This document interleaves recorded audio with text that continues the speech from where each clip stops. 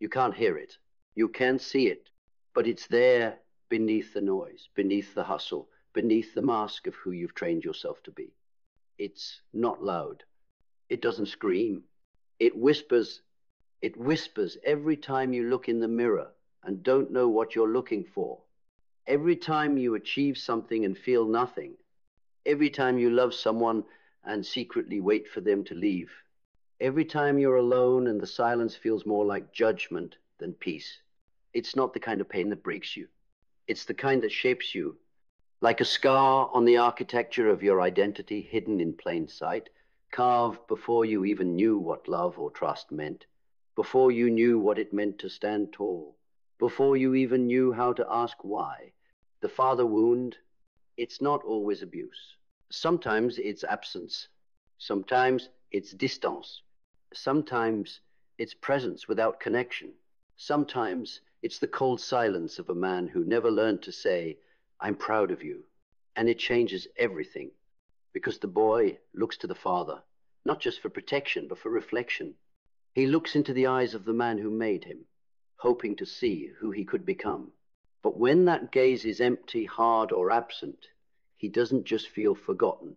He feels invisible. And when a boy grows up feeling invisible, he becomes a man who performs, a man who chases, a man who pretends to be strong, pretends to be confident, pretends he doesn't care. He builds muscles over the ache. He builds empires over the emptiness. He builds personas over the boy who still just wants to hear, you are enough. This is not weakness. This is history. This is legacy. This is generational pain, echoing through time past from father to son, like an unspoken curse. And the tragedy?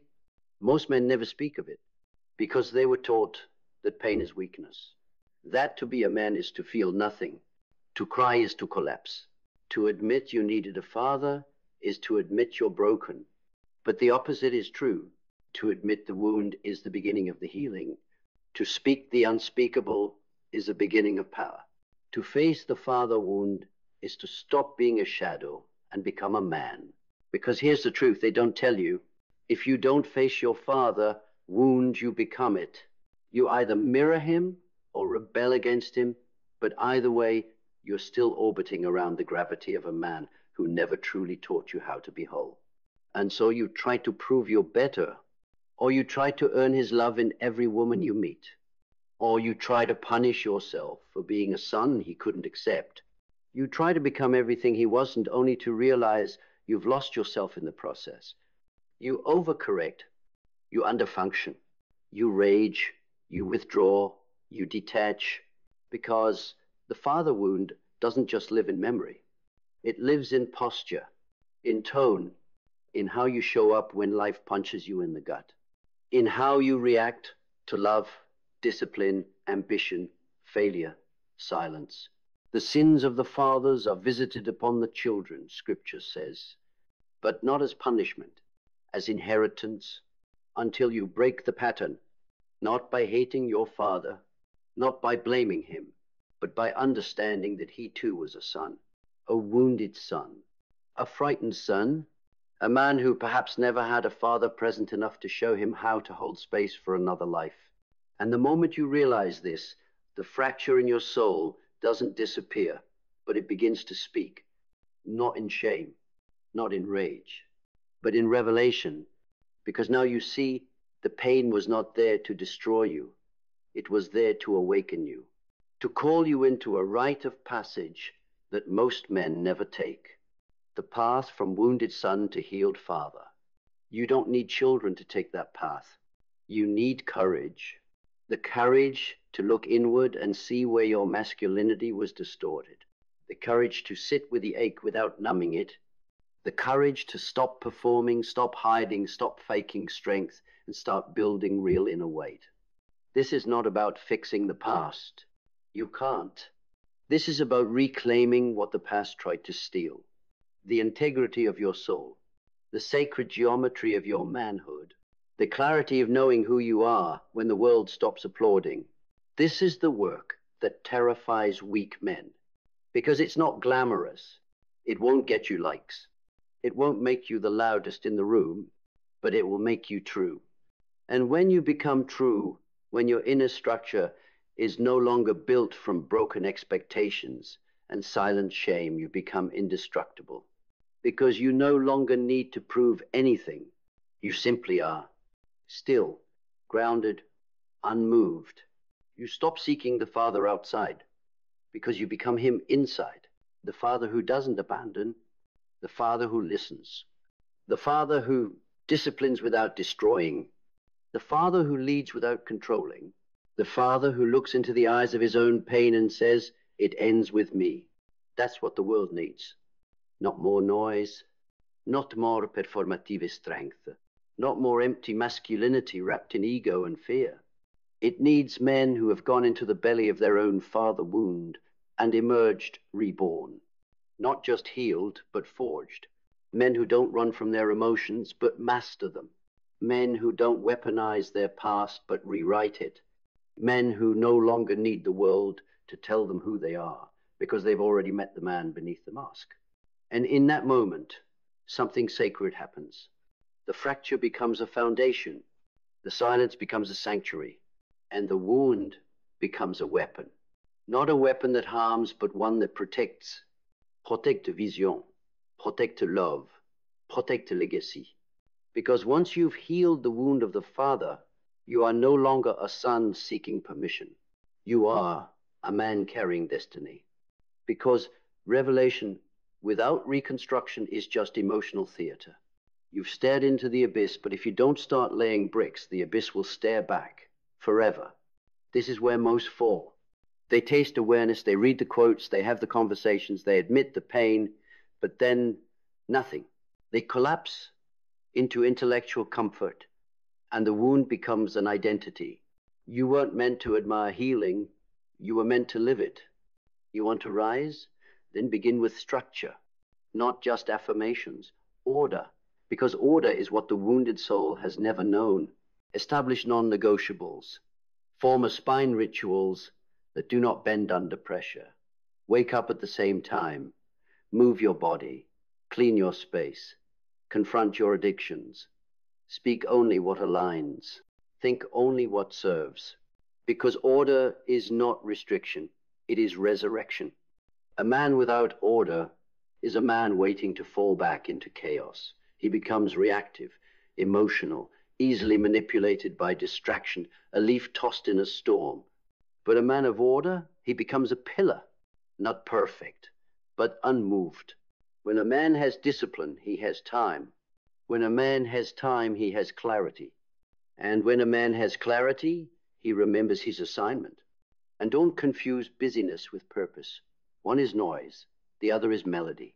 The healed man moves with melody.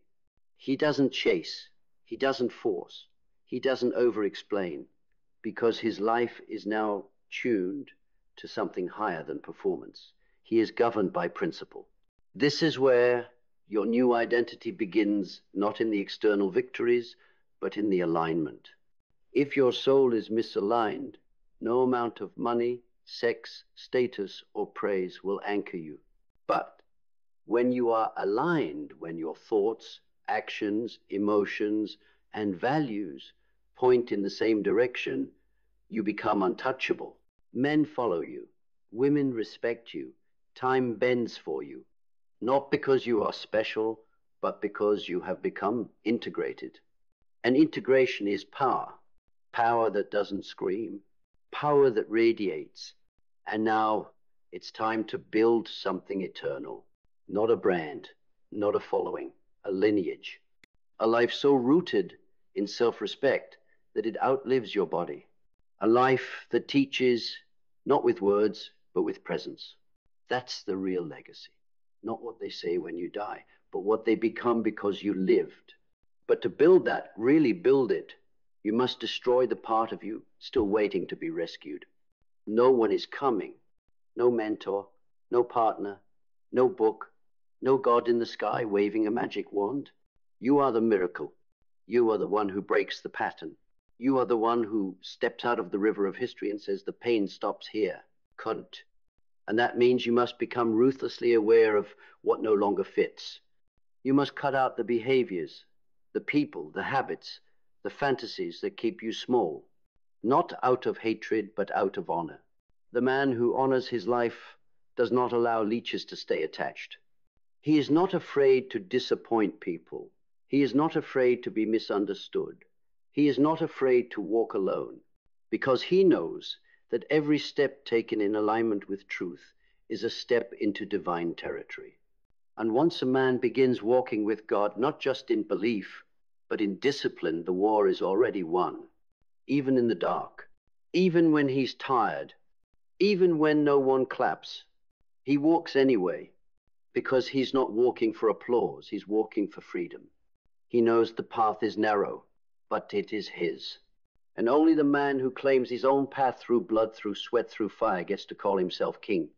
But even kings must learn to bow, not to the world, not to fear, but to something far more dangerous, to the ego reality. Because once the illusions are stripped, once the wounds are confronted, once the structure is built, what remains is the raw terrain of life itself, not filtered, not curated, just real.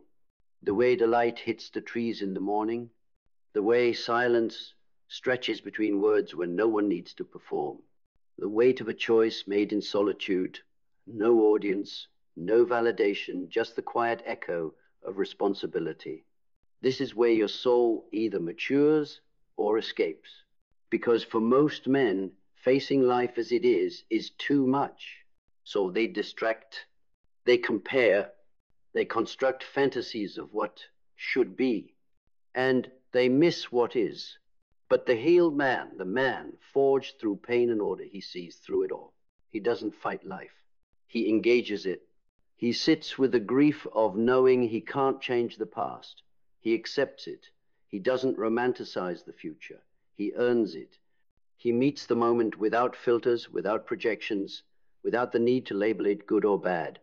Because the real power lies in presence, not the fake spiritual kind, the kind that's rooted in the body, in breath, in stillness, in being exactly where you are and owning it without needing to be anywhere else.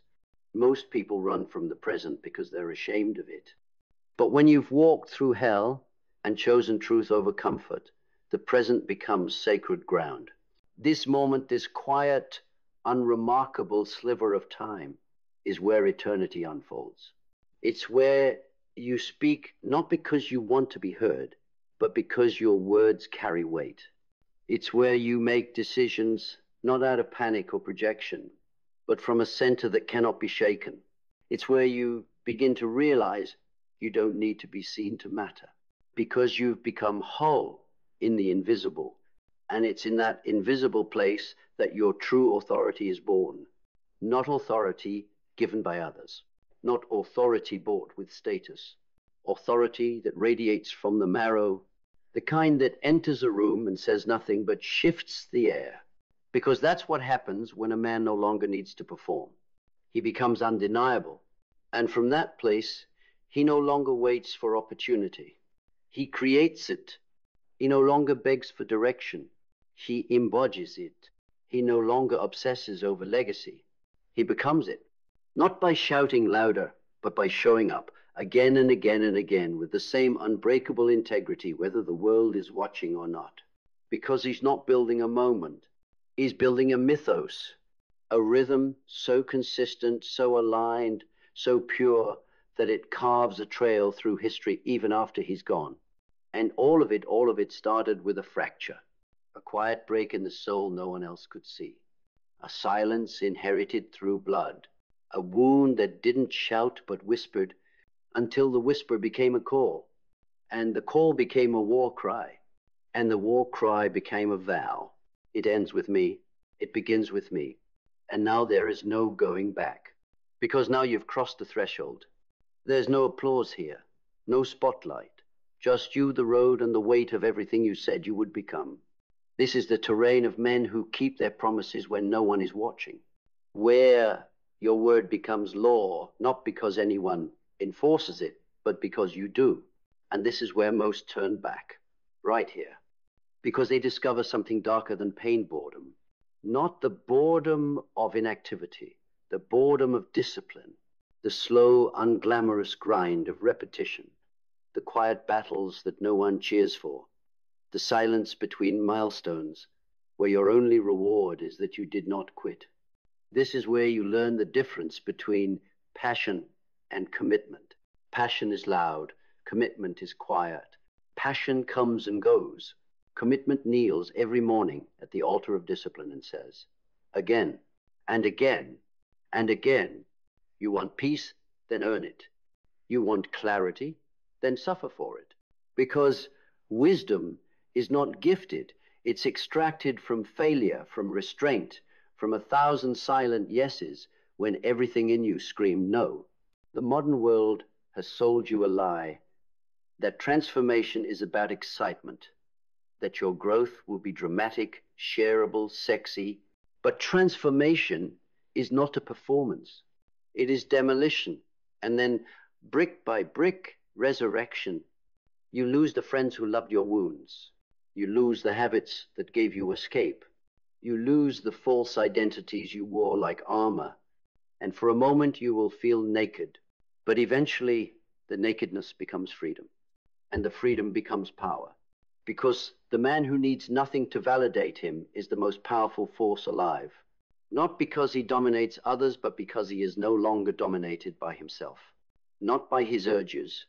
Not by his need to be understood. Not by his past, or his fears, or his hunger for validation. He has become master of what once ruled him. He has walked into the room of his darkest self and stayed, not to fight it, not to fix it, but to witness it, integrate it, lead it. That's what Jung meant when he said, one does not become enlightened by imagining figures of light, but by making the darkness conscious, quote. And when that darkness is brought to light, not erased, not shamed, but understood, you stop pretending to be good, and you start becoming whole. And that wholeness, it changes everything. You stop needing every room to like you. You stop chasing every woman to feel worthy. You stop breaking your back to be seen because you see yourself. And from that place, finally, quietly, fully, you begin to build. Not from pain, not from fear, but from truth. The truth that you were never broken. You were unfinished. And now finally, you're ready to become complete. Now the real question emerges, what will you build with the truth? Because knowing it isn't enough. Feeling it isn't enough. Even healing isn't the end. It's the beginning of becoming the kind of man whose presence reshapes rooms, recalibrates others, not because of volume, but because of density. You see, the healed man carries weight, not emotional baggage, not unresolved anger, spiritual mass. Soul gravity, he no longer reacts, he responds, he no longer rushes, he moves with rhythm, he no longer conforms, he carves reality. And this carving begins with intention. He doesn't fill time, he directs it, he doesn't consume, he creates. He doesn't beg for love, he embodies it. When he speaks, his words don't entertain, they shape, they frame, they cut through illusion.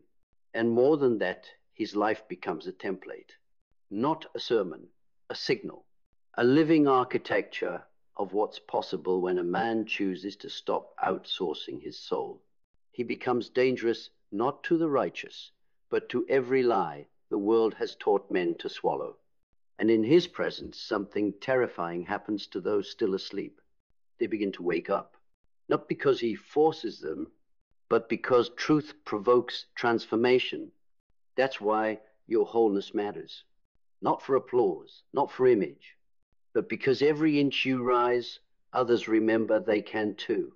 This is not about becoming a teacher. It's about becoming an example. Not one who has all the answers, but one who has wrestled with the real questions and emerged with scarred hands and clean eyes.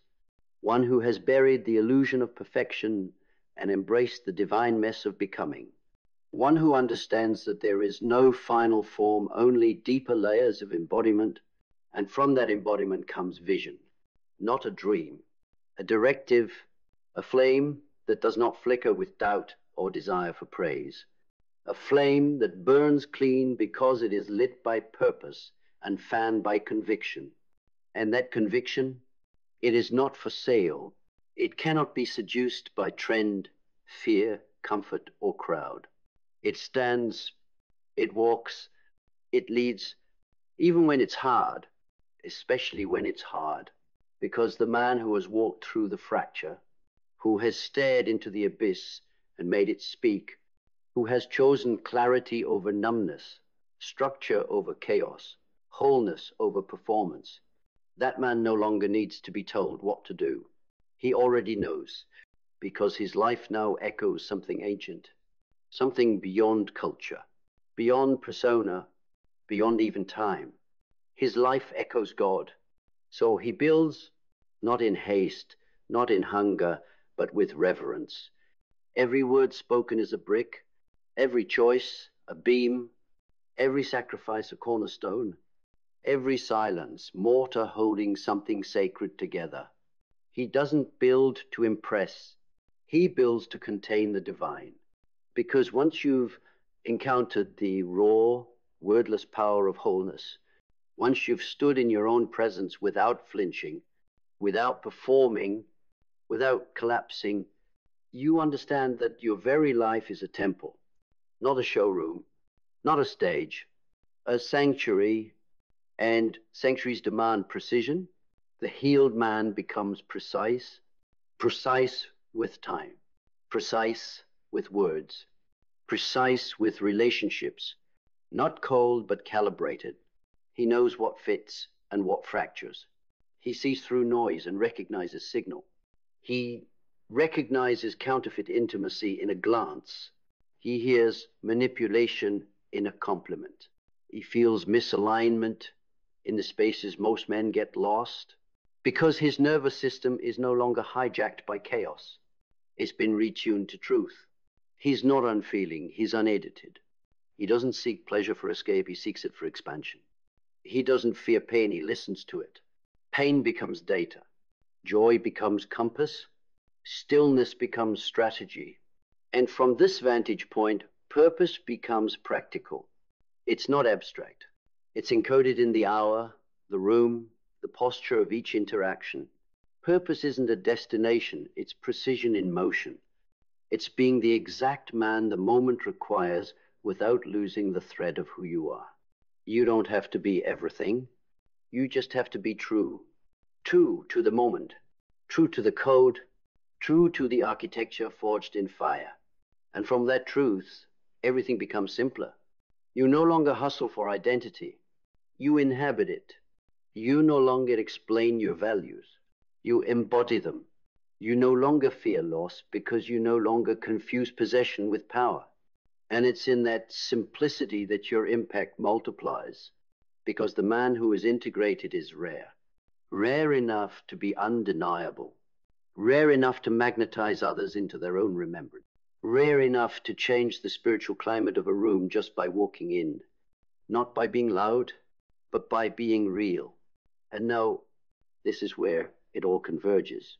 Not in a moment of applause, not in some cinematic crescendo, but right here in the quiet realization that the man you were chasing was never out there. He was beneath the rubble, beneath the projections, beneath the guilt, beneath the armor you mistook for strength. He was always waiting, not to be discovered, but to be chosen. And now you choose him, not as a fantasy, but as a foundation. You choose to stop performing. You choose to stop bleeding for approval. You choose to stop handing out keys to your kingdom in exchange for crumbs of validation. You choose weight over image, structure over chaos, fear over numbness. You choose to live in truth even when it costs you comfort, even when it costs you company, even when it costs you everything that once felt like home. Because now you understand what you lose in comfort, you gain in consecration. And the man who is consecrated, he no longer walks as a son of fracture. He walks as a father of legacy. He does not repeat cycles. He ends them. He does not echo the pain. He rewrites the sound. He does not bow to history. He builds kingdoms from its ashes. Because the father wound was never your final story. It was the opening note, a sacred rupture, a divine interruption, a whisper that turned into a roar. Wake up, and now you are awake. No longer broken, built, bound, becoming, and from this moment forward, you are not the result of what was done to you. You are the revelation of what was forged through you. Now go, walk as one who has seen the shadow. Walk as one who carries the flame. Walk as one who does not fear the silence. Because the world no longer needs another wounded son trying to be a man. It needs a man who rose, a man who became whole, a man who did the unthinkable. He forgave the wound. He faced the fire, and he became the father he never had.